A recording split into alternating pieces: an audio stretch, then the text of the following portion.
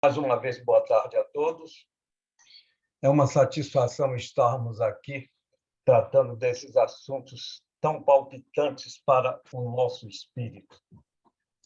Então, eu farei um breve resumo sobre Khalil Gibran, a título introdutório, que foi um artista plástico, poeta e escritor libanês, que tornou-se celebridade mundial por seu inspirado livro O Profeta, editado em 1923 nos Estados Unidos. Registra-se que passou 25 longos anos reescrevendo e aperfeiçoando os seus textos, até o seu lançamento.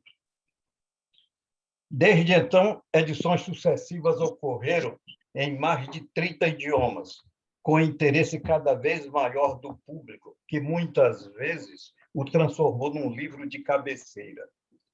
Esse acatamento e atração devem-se, entre outras qualidades, a uma abordagem coloquial, revivida em parábolas de fácil assimilação e acessíveis analogias, que encantam e atraem o leitor ou o virtual ouvinte. Dali parece fluir uma sabedoria eterna, esquecida nas idades, independente de filosofias e religiões, capaz de restabelecer no ser humano a sua real identidade. Pensando-se nisso, foram desenvolvidas presentes reflexões, porque essa sabedoria oculta e eterna realmente existe, e desde as imemoriais tradições indianas é conhecido como Brahma Vidya, ou sabedoria divina, traduzida modernamente como teosofia. Na atualidade, é representada no Ocidente pela Sociedade Teosófica, que a define e afirma como procedente dos guardiões do conhecimento, os Mahatmas, os mestres de sabedoria, seres que já completaram o ciclo da evolução humana. A editora Teosófica encarrega-se da divulgação desse conhecimento no Brasil. Curiosamente, o personagem Al-Mustafa, que é o profeta no livro de Gibran, se expressa com base nessa sabedoria transcendente. E ela envolve subjetivamente todos os seus enunciados, numa trajetória poética e informal, reverenciando a beleza esquecida, sufocada ou despercebida num mundo de perplexidades e incertezas. Nas palavras do tradutor Mansur Shalita, Gibran não procura incutir em nós ideologias e metafísicas, mas despertar e desenvolver as reservas de bondade soterradas sob as amarguras e a dureza da existência. Bem, a parte inicial do livro, propriamente dito, O Profeta, já foi feita na palestra anterior, que, inclusive, está gravada no nosso portal, e aqueles que estiverem interessados poderão retroceder mais tarde e verificar essa palestra anterior, onde tem a parte inicial do livro. Hoje já estamos na parte em que o pretenso profeta dialoga com o público, ele que estava se preparando para se afastar daquela comunidade que aparece lá no livro, onde ele estava há 12 anos. E nós já explicamos toda aquela terminologia, aquela simbologia que implica naqueles 12 anos e outros detalhes a mais que aparecem no texto. Então, nesse momento, ele está em diálogo com a personagem Almitra, que era uma vidente e que foi a primeira pessoa com quem ele se identificou ao longo dessa permanência na ilha, pois foi a única pessoa que acreditou nele desde aquele primeiro momento. Mas ele vivia uma vida afastada, ele praticamente não dialogava com o grande público, porque provavelmente ele estava se preparando para algo muito maior. E quando, ao cabo desses 12 anos, o navio, o pretenso transporte apareceu, e ele se afastou, e iria se afastar daquela cidade, Então, naquele momento, o público sentiu aquela necessidade, uma vez que ele ia embora, sentiu aquela necessidade premente de dialogar com ele para se inteirar do conhecimento que ele poderia ter e seria perdido se ele fosse embora sem dialogar com o público. Então, a Almitra já tinha feito uma pergunta anterior sobre o amor, e ele realmente respondeu tudo com os detalhes, só que ele fala com a estatura consciencial de um mestre de sabedoria. Então, é justamente esse aspecto maior que eu quero destacar nessa maneira como eu interpreto os textos de um profeta. Porque ele fala para o ser integral. É como se ele tivesse o pleno domínio da sua inteireza, da inteireza do ser. Ou seja, ele fala com o conhecimento e a plenitude do ser liberto, e que dá aquela instrução com palavras fáceis para a população, de uma maneira que ele possa ser entendido.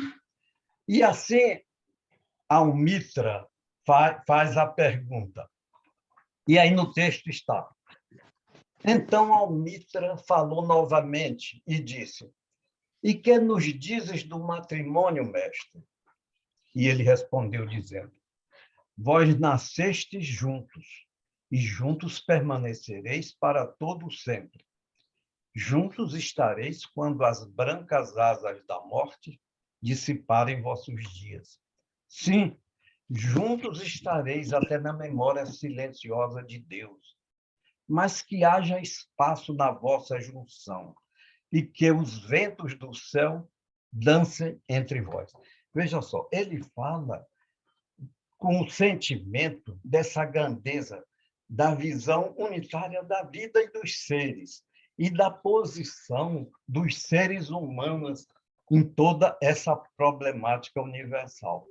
Mas ele também reconhece que os seres, as personalidades, estão encarnadas no mundo físico. Então, ele faz toda essa ressalva final.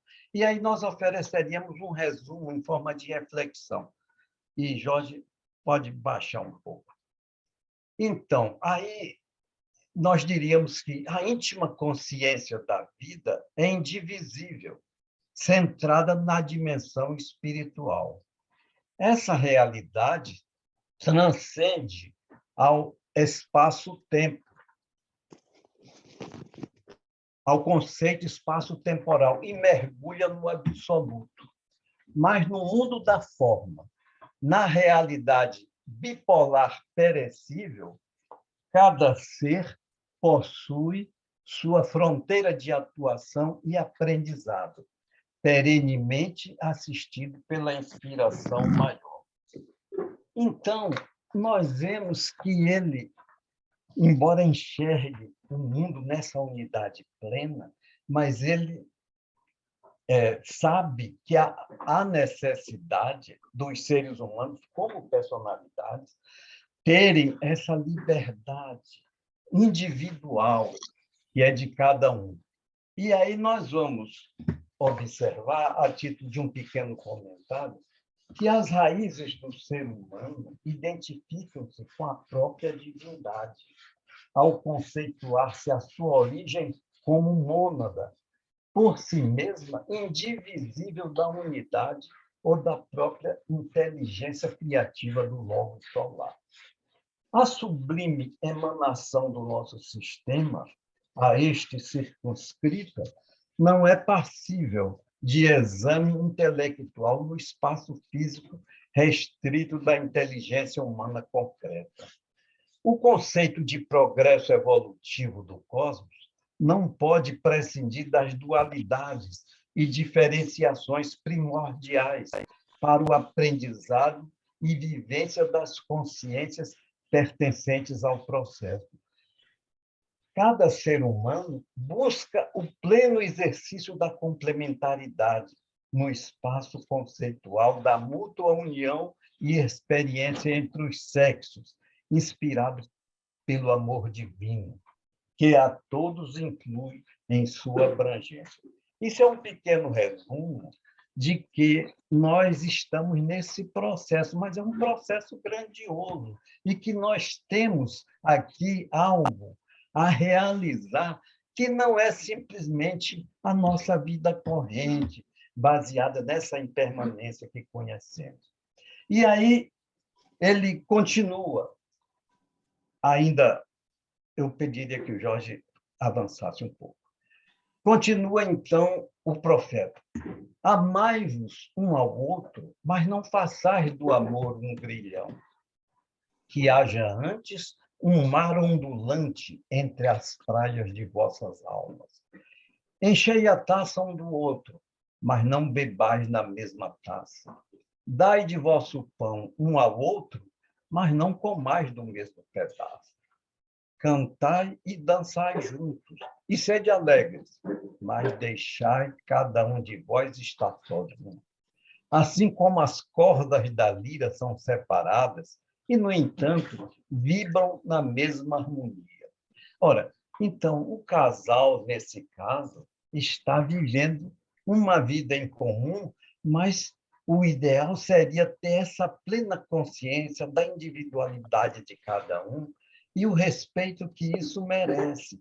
Então, nessa troca de experiência, de uma maneira grandiosa, buscando sempre essa unidade da vida, o resultado final seria também grandioso.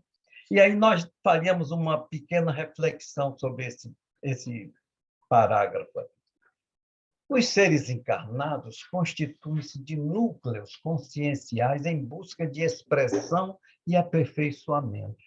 Avaliações precárias nos mundos da forma tendem a retê-los, deformando-lhes o julgamento e a percepção interna. Os objetivos da vida transcendem as experiências de cada personalidade e alma e requerem crescente discernimento.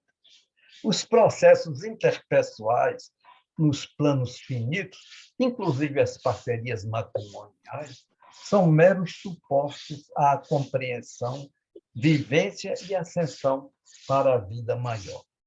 E aí, a título de pequeno comentário, eu diria também que, nesse panorama evolutivo da consciência, nenhuma realidade do mundo físico possui caráter definitivo e nenhuma ligação sentimental espelha a grandeza do eterno. O próprio céu conceitual das religiões circunscreve-se numa ideia de separativismo, uma vez que se fundamenta numa vivência, entre aspas, divina de, entre aspas, personalidades. Ou seja, o povo eleito perante o trono divino e com a exclusão dos maus no inferno. O fenômeno existencial humano, nos mundos em evolução, constitui-se um mistério cumulativo e de longo aprendizado, e que culminará na autodescoberta para o mundo divino, compondo a sinfonia da vinda, eterna e imperecível. Então, nós vemos que isso aí é um pequeno extrato da grandeza que é realmente a evolução da consciência humana. Porque o profeta enxerga isso em toda essa grandiosidade. Mas nós, o grande público, como esse que estava aí ouvindo as suas palavras, não tem essa capacidade imediata, porque isso é um processo que envolve até milênios de aprendizado. E aí nós passaríamos para o texto seguinte, ainda referente a esse mesmo assunto. E ele diz: dai vossos corações, mas não os confieis à guarda um do outro, pois somente a mão da vida pode conter vossos corações.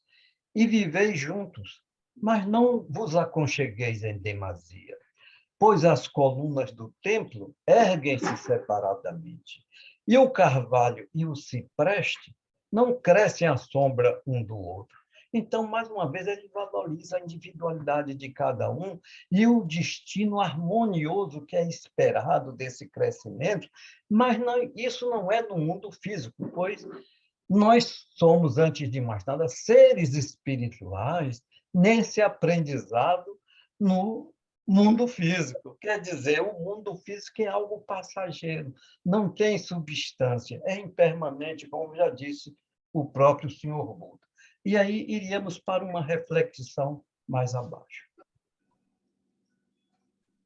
O mundo da forma, compatível às emoções primárias, tende à exaltação do amor egoísta. Em contrapartida, a vida oferece sua plenitude intangível, regida por insondável harmonia.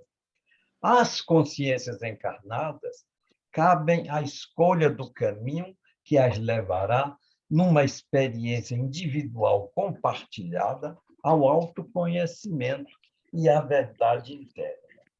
E aí eu diria mais, a título de pequeno comentário, que é sempre conveniente a lembrança de que a vivência e os objetivos imediatos no mundo externo estão limitados à impermanência. Os próprios pensamentos e sentimentos estarão sujeitos ou restritos a valorações personalísticas, muitas vezes mascarados por impulsos mesquinhos. O aprendizado na seara inesgotável do amor humano só pode expressar-se verdadeiramente ao transcender-se a instável fronteira dos desejos em direção à dimensão unificada do espírito. E, para isso, devem-se buscar as raízes profundas do amor, nas dimensões sutis do discernimento e da sabedoria. E aí passaríamos para o próximo tema. E uma mulher que carregava um filho nos braços disse: fala-nos dos filhos. E ele disse: vossos filhos não são vossos filhos. São os filhos e as filhas da ânsia da vida por si mesma. Vêm através de vós, mas não de vós. E, embora vivam convosco, não vos pertencem.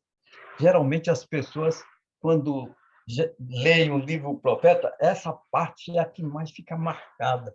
Eu já tive vários diálogos com pessoas que sempre lembravam desse texto aí.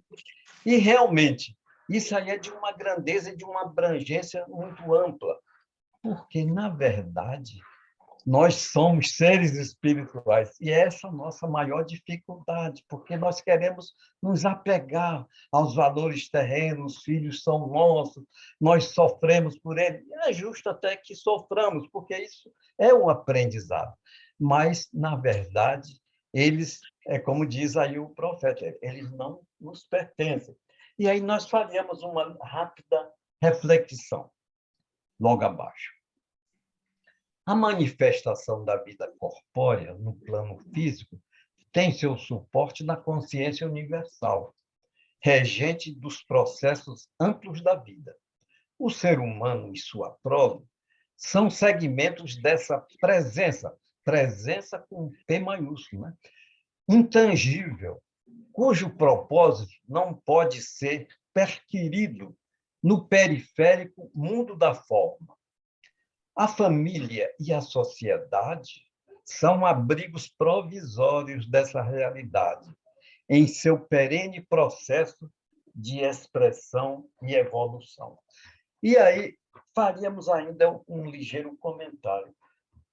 O homem verdadeiro não se constitui do corpo, ou de seus próprios sentimentos, ou mesmo de seus pensamentos, que compõe o arcabouço personalístico ilusório de cada ser, com registro no tempo, em forma de nome e sobrenome familiar. Esse núcleo vital, o ego imortal reencarnante, reconhecido desde antiquíssimas tradições orientais, não é filho de homem algum, pois representa a própria vida divina, inerente a cada ser em particular. Como tal, alimenta e ilumina cada personalidade individual, a ele ligada nos numerosos processos reencarnatórios que se multiplicam ao longo do tempo necessário ao aprendizado terrestre.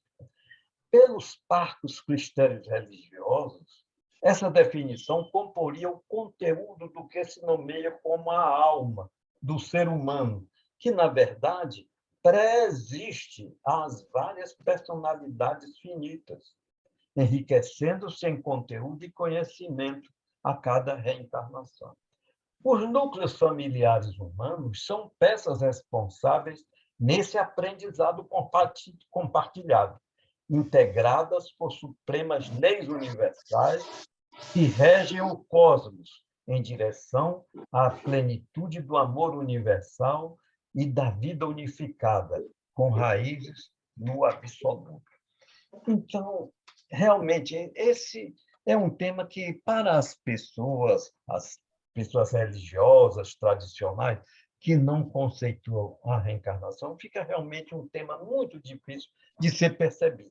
Mas, lá adiante, muito adiante, a gente vê que o profeta também ele preconizava essa questão da reencarnação. E aí nós seguiríamos adiante com o mesmo tema alongado pelo profeta. Sobre os filhos ainda. Podeis outorgar-lhes vosso amor, mas não vossos pensamentos, porque eles têm seus próprios pensamentos. Podeis abrigar seus corpos, mas não suas almas, pois suas almas moram na mansão do amanhã, que vós não podeis visitar nem mesmo em sonho. Podeis esforçar-vos por ser como eles, mas não procureis fazê-los como vós, porque a vida não anda para trás e não se demora com os dias passados. Nós vemos que ele procura uma linguagem bem coloquial para se fazer compreendido, mas é uma coisa que tem uma sublimidade e uma transcendência absoluta. Então, nós poderíamos oferecer uma pequena reflexão sobre essa parte. Cada ser humano é individualmente uma conexão ao vórtice intemporal que o anima e assiste, independente da ligação biológica terrestre. Incontáveis níveis de consciência interagem no cenário cósmico, na marcha perene da evolução. Diversidade e aperfeiçoamento é sua tônica no extenso panorama dos planos visíveis e invisíveis. E aí, diríamos ainda a título de pequeno comentário, cada ser humano, cada centro egóico, imortal, reencarnante, constitui-se uma individualidade única, essencial, com particular histórico do plano divino. O núcleo familiar é uma base de apoio e abrigo necessário ao processo de evolução da consciência. Como tal, obrigações e deveres secularmente assimilados e compreendidos são desenvolvidos pelo mundo civilizado, no sentido de aperfeiçoar resultados, começando pelos processos educativos. Mas deve-se ter presente o cuidado pelo respeito à diversidade de conceitos e objetivos, considerando-se também a possibilidade de certas almas que numa família se apresentem como filhos já haverem atingido patamares destacados no processo evolutivo, estando em níveis mais avançados que os próprios pais, o que dificilmente é compreendido em sua inteireza. A condição materna ou paterna também é uma rara oportunidade de aprendizado mútuo ao exercício do amor e das leis que regem o mundo, a família e seus descendentes, como ativos partícipes do plano universal. Contudo, os sábios somente reconhecem, nesse inesgotável plano evolutivo do cosmos, uma única família, a fraternidade da vida universal. Claro, os sábios eles têm a plenitude da consciência unitária e eles vivenciam isso o tempo todo, ou melhor, até fora do tempo e espaço, numa dimensão que a gente não pode verdadeiramente conceituar. E aí segue adiante ainda a mesma temática. Vós sois os arcos, dos quais vossos filhos são arremessados como flechas vivas. O arqueiro mira o alvo na senda do infinito e vos estica com toda a sua força para que suas flechas se projetem rápidas e para longe. Que vosso encurvamento na mão do arqueiro seja a vossa alegria. Pois assim como ele ama a flecha que voa, ama também o arco que permanece estável. Então, o arqueiro, no caso, é a divindade que nos rege, e nós somos essas peças, essas consciências que estão nesse aprendizado, nessa dificuldade, sem verdadeiramente conhecer a nossa posição nesse imenso plano universal. Mas o profeta nos diz que devemos confiar nisso, porque é como se estivéssemos integrados nessa unidade. E aí nós faríamos um resumo, uma pequena reflexão abaixo. A consciência divina desdobra-se, revelando-se nas consciências individuais do homem, simbolizado pela mônada. Nessa magnificente perspectiva, consubstancia-se a evolução, rumo à revelação unificada do ser. A todo momento, ele, a consciência divina, encontra-se integrado à sua obra. Cada ser, cada consciência, a qualquer tempo, é parte do encadeamento amoroso que impulsiona a vida. Evidentemente que nós, nessa consciência de plano físico, não temos essa capacidade de vivenciar isso imediatamente. Só verdadeiramente aquelas que já atingiram consciências avançadas nesse progresso consciencial é que poderá realmente experimentar um pouco. Mas esse é, com certeza, o nosso destino.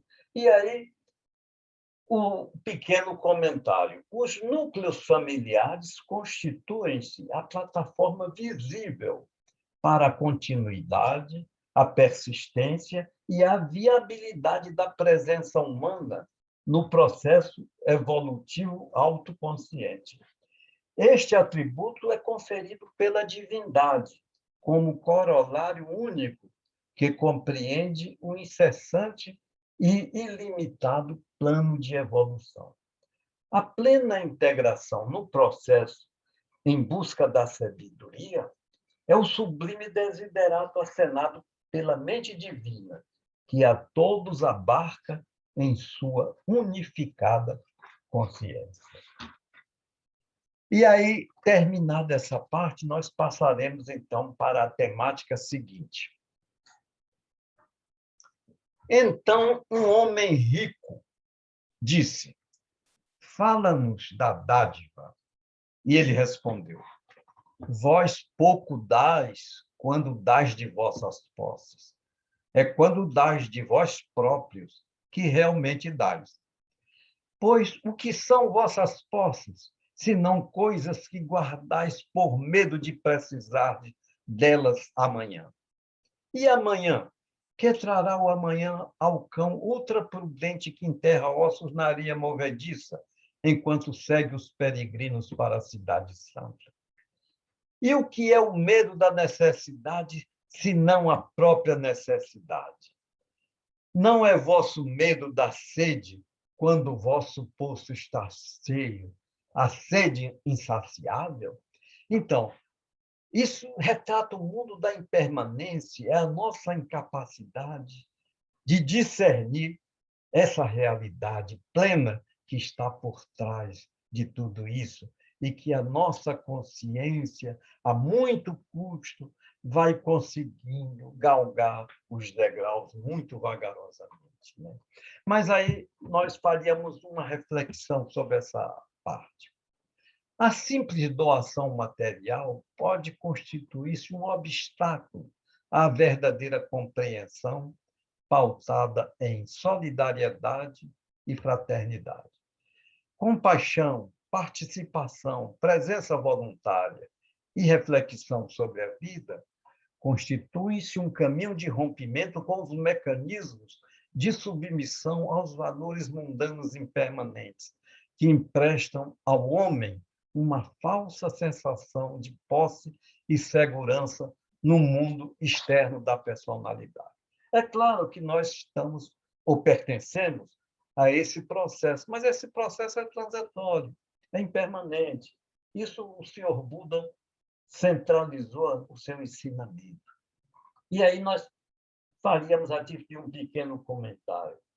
Ao ser humano dotado de muitos bens materiais, é difícil a compreensão íntegra do intercâmbio emocional ou moral do puro gesto de doar e sua autêntica valoração. Nessa específica condição, esse pretenso doador o faz quase mecanicamente, atento principalmente ao pressuposto valor comercial da oferta e às circunstâncias que eventualmente possam beneficiá-lo pelo ato em si. Na verdade, os bens materiais têm escasso valor no mundo impermanente da finitude, mas as consciências em ilusão esmeram-se na sua guarda e duvidosa preservação, muitas vezes desperdiçando úteis oportunidades de assistência e acolhimento aos mais necessitados. E aí partiríamos para adiante, que é a mesma temática ainda.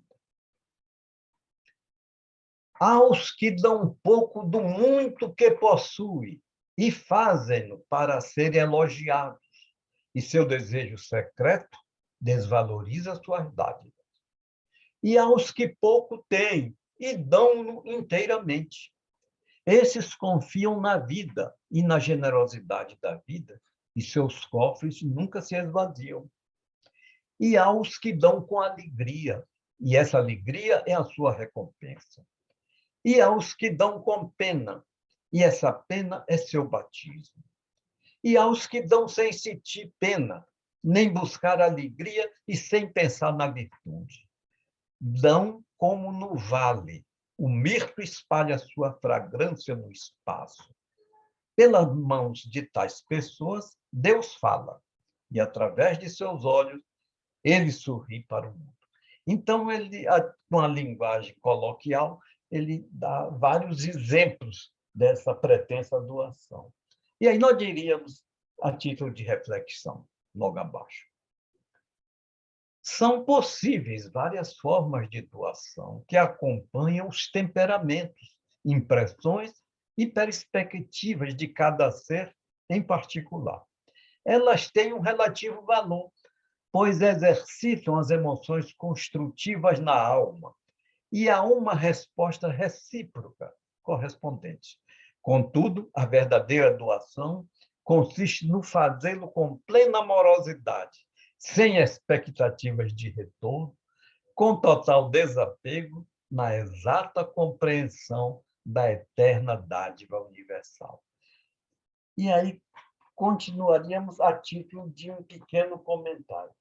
Existem diferentes e diversificadas maneiras de executar-se a doação, mas deve-se destacar ou atentar-se para as perspectivas visadas pelos agentes que as praticam, bem como o grau de interação mútua que envolve o gesto, bem assim possíveis interesses agregados entre as partes. Nesse ato, preferencialmente motivado por nobres objetivos e ideais, estariam inclusos a compaixão e o amor, intuitivamente assimilados, conceituando-se necessidades ou prioridades. E nessa correta avaliação e desprendimento residiria o seu intrínseco valor mais visível ou imediato. Mas é preciso insistir que a autêntica doação é o reconhecimento tácito do dever inerente de fazê-lo, sem expectativa de compensações futuras, pelo reconhecimento puro e simples daquela necessidade e oportunidade como ação correta e natural a ser executada e com o pensamento na fraternidade da vida e no amor universal. E aí, ainda continuaríamos na mesma temática, pois o profeta se alonga nessas explicações coloquiais. É belo dar quando solicitado. É mais belo, porém, dar sem ser solicitado, por haver apenas compreendido. E para os generosos, procurar quem recebe. E existe alguma coisa que possais guardar? Tudo que possuís será um dia dado. Dai agora, portanto, para que a época da dádiva seja vossa, e não de vossos herdeiros. E vós que recebeis, e vós todos recebeis, não assumais nenhum encargo de gratidão, a fim de não pordes um jugo sobre vós e vossos benfeitores.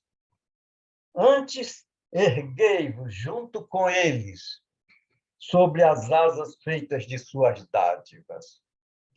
Pois se ficardes demasiadamente preocupados com vossas dívidas, estareis duvidando da generosidade daquele que tem a terra liberal por mãe e Deus por pai. Então, tem que haver uma transparência absoluta e uma capacidade de excluir qualquer vestígio de egoísmo dentro desse aspecto da doação. É um trabalho muito bonito, é uma maneira muito grandiosa de fazer essas explicações. E aí nós faríamos uma reflexão curta sobre isto. A sublimação da dádiva reside na antecipação desta, pela antevisão do dever, o glorioso dever de servir. A consciência nada pode reter no mundo da impermanência. Além disso, todos os seres são recipiendários da incomensurável dádiva da vida, que nada lhes cobra em retribuição, e tão somente os premiam com o êxito incessante da evolução. O verdadeiro altruísmo é como uma estrada que conduz impulsos amorosos para ambos os lados, sem a preocupação dos papéis de doador e recebedor. E aí faríamos também um ligeiro comentário. Os seres que já atingiram uma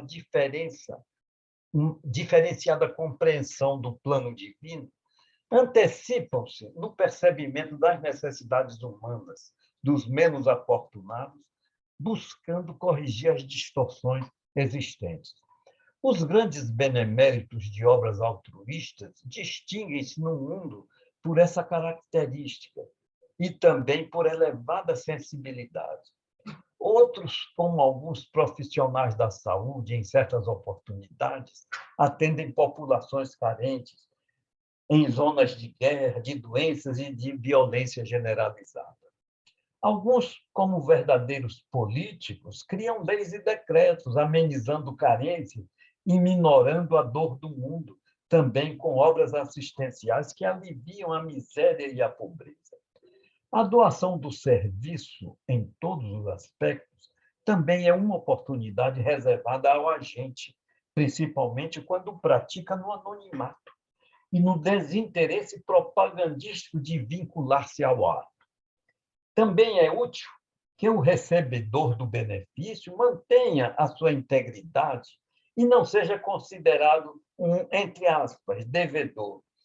Nem se sinta prisioneiro por ser distinguido com a doação. O ideal é que ele mesmo, quando em idêntica condição de posse e disponibilidade, possa encontrar futura ocasião de atender o semelhante em iguais condições de assistência e generosidade. E assim todos podem, com amor e desprendimento, contribuir para manter acesa a corrente amorosa da dádiva universal. E aí ele ainda se alonga na sua linguagem coloquial sobre a temática. Pode prosseguir. Dizeis muitas vezes, eu daria, mas somente a quem merece. As árvores de vossos pomares não falam assim, nem os rebanhos de vossos pastos. Dão para continuar a viver, pois reter é perecer. Certamente, quem é digno de receber seus dias e suas noites é digno de receber de vós tudo mais. E quem mereceu beber do oceano da vida, merece encher sua taça em vosso pequeno córrego. E que mérito maior reside na coragem e na confiança, mais ainda na caridade de receber. E quem sois vós, para que os homens devam expor seu íntimo e desnudar seu orgulho, a fim de que possais ver seu mérito despido e seu amor próprio rebaixado? Procurai ver primeiro se mereceis ser doadores e instrumentos do dom, pois, na verdade, é a vida que dá a vida, enquanto vós, que vos julgais doadores, sois simples testemunhas. Então, nós, antes de tudo, devemos pensar nessa fraternidade, nessa unidade, nessa integração e nessa plenitude. Evidentemente que estamos ainda distanciados disso, mas é justo que pensemos assim, o mestre está nos estimulando. E aí faríamos uma pequena reflexão. Doação é ato inerente ou vocação precípua da eterna lei da vida. Engajar-se nessa atividade é compartilhar sabiamente de seu sublime desiderato. Os seres nada possuem de si, pois a lei suprema é indivisível. As consciências em evolução são meros canais da existência única. Então, as palavras sábias do mestre é que nos levam a essa reflexão nessa direção. E aí faríamos um comentário. Portanto, não cabe à consciência humana efetuar eficiente distinção de quem merece verdadeiramente obter qualquer dádiva. A natureza, com N maiúsculo, aliás, a senhora Blavatsky sempre escrevia natureza com N maiúsculo, porque ela tinha consciência dessa grandeza unitária que é a natureza. É o sublime repositório de eterna doação, principalmente considerando-se o próprio ar que respiramos. As eternas leis cósmicas, por nós responsáveis, nos assistem diuturnamente. Quaisquer valores que possamos disponibilizar serão um mínimo fragmento daquilo com que somos diariamente distinguidos pela lei maior. Percebamos também o sagrado momento em que atuamos de forma apropriada nesse mesmo imensurável universo, dotados da plena inteligência e confiança otorgadas pelo Criador.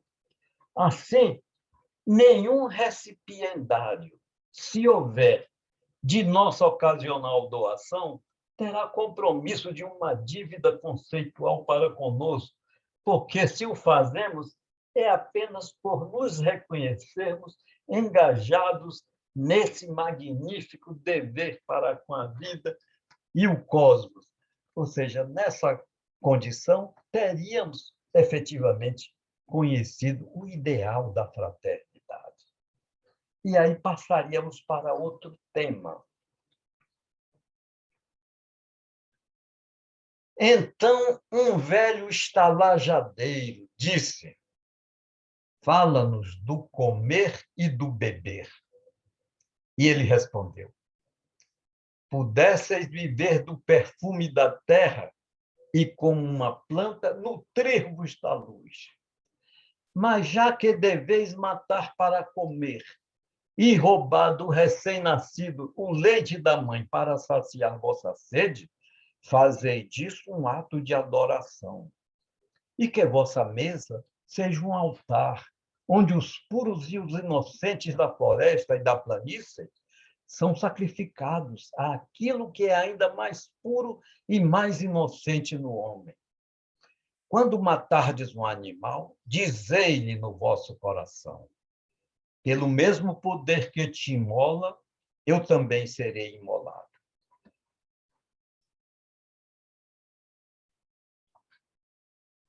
pode subir um pouquinho aí.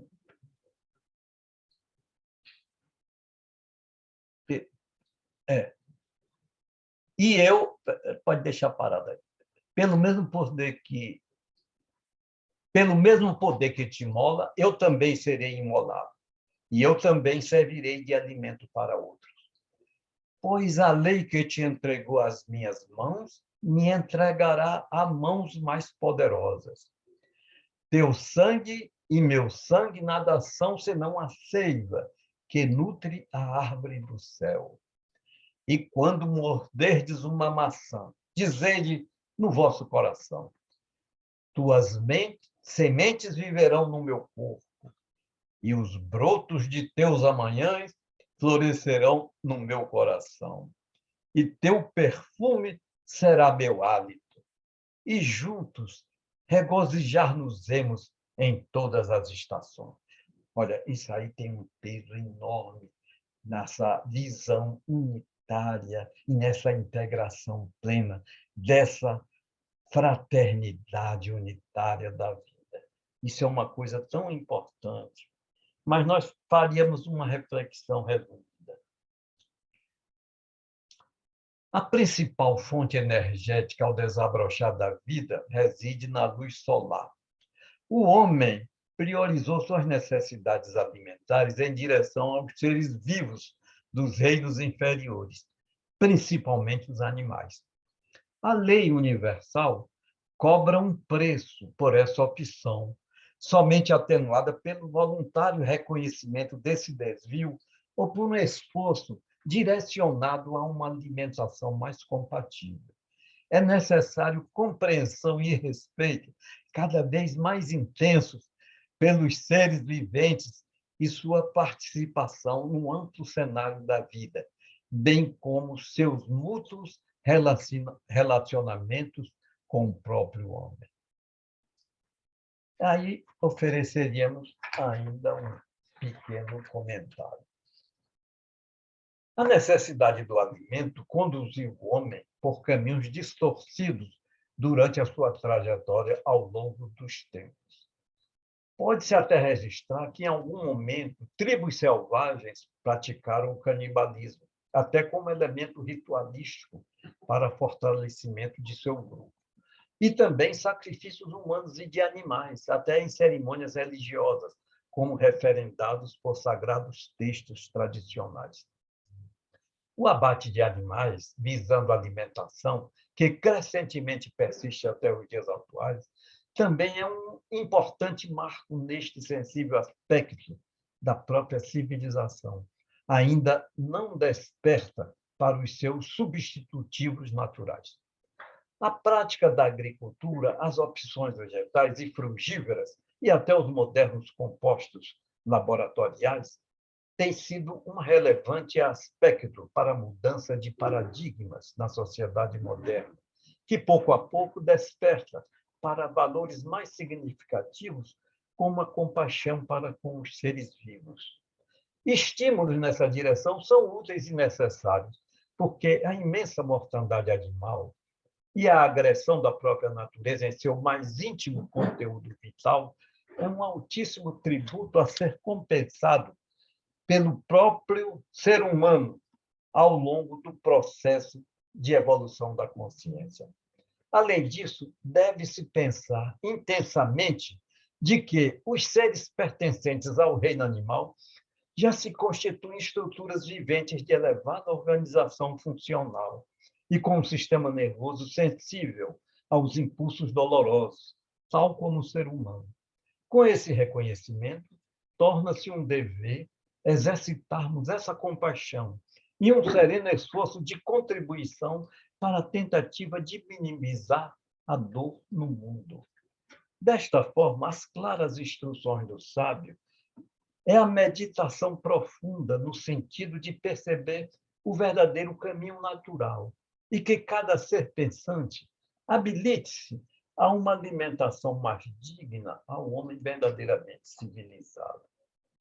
Evidentemente que nós estamos num processo de crescimento da consciência, e isso não é uma coisa a ser conquistada rapidamente, Isso vai envolver milênios, e nós sabemos aí aquilo que a nossa literatura teosófica nos esclarece sobre as rondas, né? As cadeias. Então, nós estamos nessa sistemática, mas nós não devemos nos preocupar tanto com esse calendário temporal, porque o importante é nos conscientizarmos disso o quanto antes.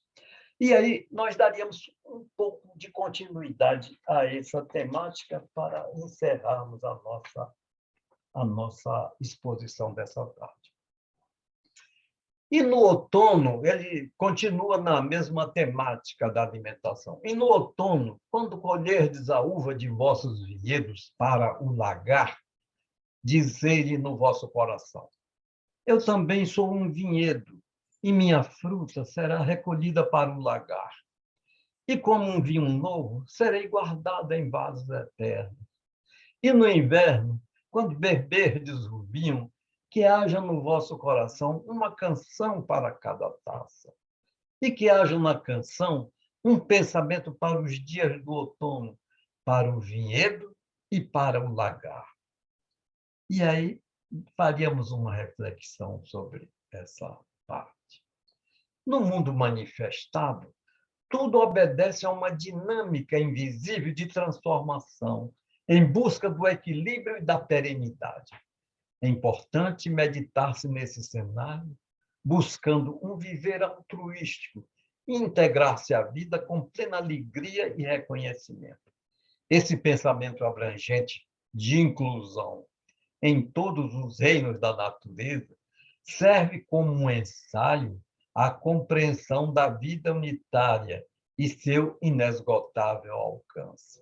Se mantermos isso em nossa consciência, seguramente nós estaremos desenvolvendo uma capacidade de crescer, né? E eu diria ainda a título de comentário: evidentemente, o processo civilizatório acrescido dos valores do despertar da consciência conduzirá o ser humano à descoberta e aperfeiçoamento de sua conduta perante a vida e o universo. Mas é premente a observação constante e a atenção plena para com a vida ao redor de si. O sábio, delicadamente, identifica o ser humano com a própria natureza, integrando em seus reconhecidos ciclos vitais e com um singular convite para a constante reflexão perante a vida em todos os seus reinos. Então, meus irmãos, já chegamos ao fim do nosso trabalho dessa tarde e poderíamos, numa próxima oportunidade, prosseguir com essa leitura, que realmente é uma leitura muito edificante e nos traz realmente inspiração para o nosso aprendizado nessa questão da unidade da vida, do amor incondicional, dessa necessidade de enxergarmos a fraternidade universal. Hoje nós vivemos um mundo muito cruel, aparentemente, mas sabemos que tudo isso são fases passageiras, tudo pertence ao impermanente. Mas eu até me lembro de uma antiga professora, quando ela falava muito na fraternidade universal. E eu nunca me esqueci que o dia da fraternidade universal é o dia 1º de janeiro. A professora Anísia, nos velhos tempos da década de 40 do século passado, eu estou ficando já muito antigo. Ela me ensinou isso, o dia da fraternidade universal. Hoje, dificilmente as escolas estão se preocupando com isso. Mas eu digo que Khalil Gibran realmente teve uma inspiração sublime nos trazendo esse manancial de conhecimento. E todo esse conhecimento dele, por incrível que pareça, ele pode ser adaptado perfeitamente àquilo que aprendemos na filosofia eterna, aí, na Brahma Vidya, a sabedoria perene. Então, tudo é simplesmente a mesma coisa com outra roupagem. Eu agradeço muito a atenção de todas, a nossa irmã TT aí Seja bem-vinda à nossa comunidade aqui. Agradecemos a sua presença.